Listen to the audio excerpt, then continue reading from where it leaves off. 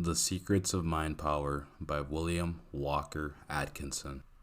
The Secrets of Mind Power by William Walker Atkinson. Chapter 1. What is the mind? Psychology is generally considered to be the science of the mind, although more properly it is the science of mental states, thoughts, feelings, and acts of volition. It was formerly the custom of writers on the subject of psychology to begin by an attempt to define and describe the nature of the mind, before proceeding to a consideration of the subject of the various mental states and activities, but more recent authorities have rebelled against this demand and have claimed that it is no more reasonable to hold that psychology should be held to an explanation to the ultimate nature of the mind than it is that the physical to be held to an explanation of the ultimate nature of matter. The attempt to explain the ultimate nature of either is futile. No actual necessity exists for explanation in either case. Physics may explain the phenomenon of matter, and psychology the phenomenon of the mind, without regard to the ultimate nature of the substance of either. The science of physics has progressed steadily during the past century, notwithstanding the fact that the theories regarding the ultimate nature of matter have been revolutionized during that period. The fact of the phenomena of the matter remain, notwithstanding the change of theory regarding the nature of the matter itself. Science demands and holds fast to facts regarding theories as but working hypotheses at the best.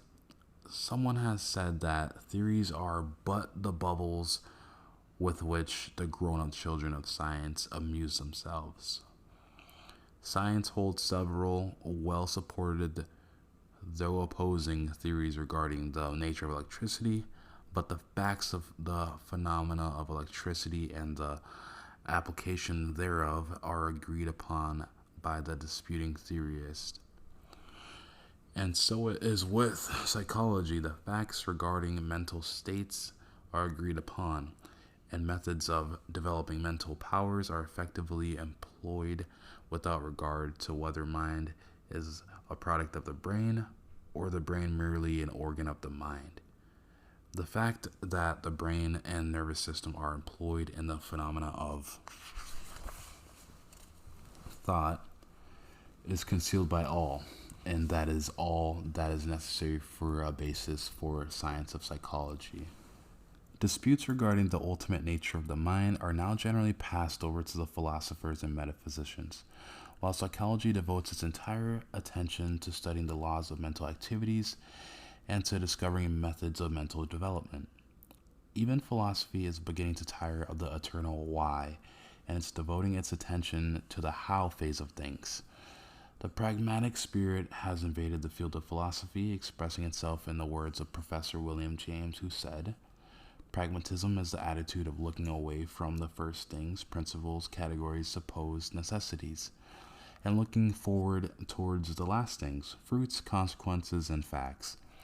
Modern psychology is essentially pragmatic in its treatment of the subject of the mind.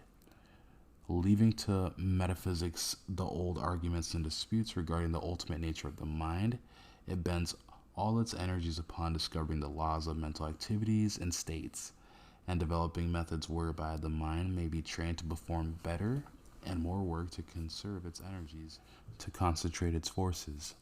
To modern psychology, the mind is something to be used, not merely something about which to speculate and theorize.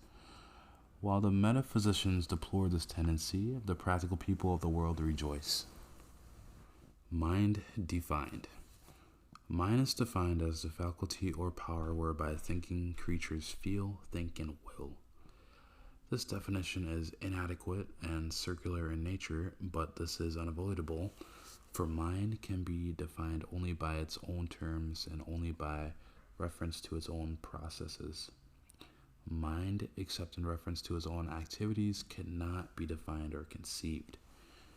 It is known to itself only through its activities. A mind without mental states is merely abstraction, a word without corresponding mental image or concept. Sir William Hamilton expressed this matter as clearly as possible when he said, "What we mean by mind is simply that which perceives, thinks, feels, and wills and desires. Without perceiving, thinking, feeling, willing, and desiring, it is impossible to form a clear conception or mental image of mind. Deprived of this phenomena, it becomes the merest abstraction. Think about that which thinks. Perhaps the simplest method of conveying the idea of the existence and nature of the mind is that attributed to a celebrated German teacher of psychology, who was to begin by his course by bidding his students to think of something, his desk for example. Then he would say, "Now think of that which thinks about the desk." Then after a pause he would add, "This thing which thinks about the desk and about which you are now thinking is the subject of matter of our study of psychology." The professor could not have said more had he lectured for a month. Professor Gordy has well said on this point. The mind must either be that which thinks, feels, and wills, or it must be the thoughts, feelings, and acts of will of which we are conscious, mental facts, in one word. But what can we know about that which thinks, feels, and wills, and what can we find out about it? Where is it?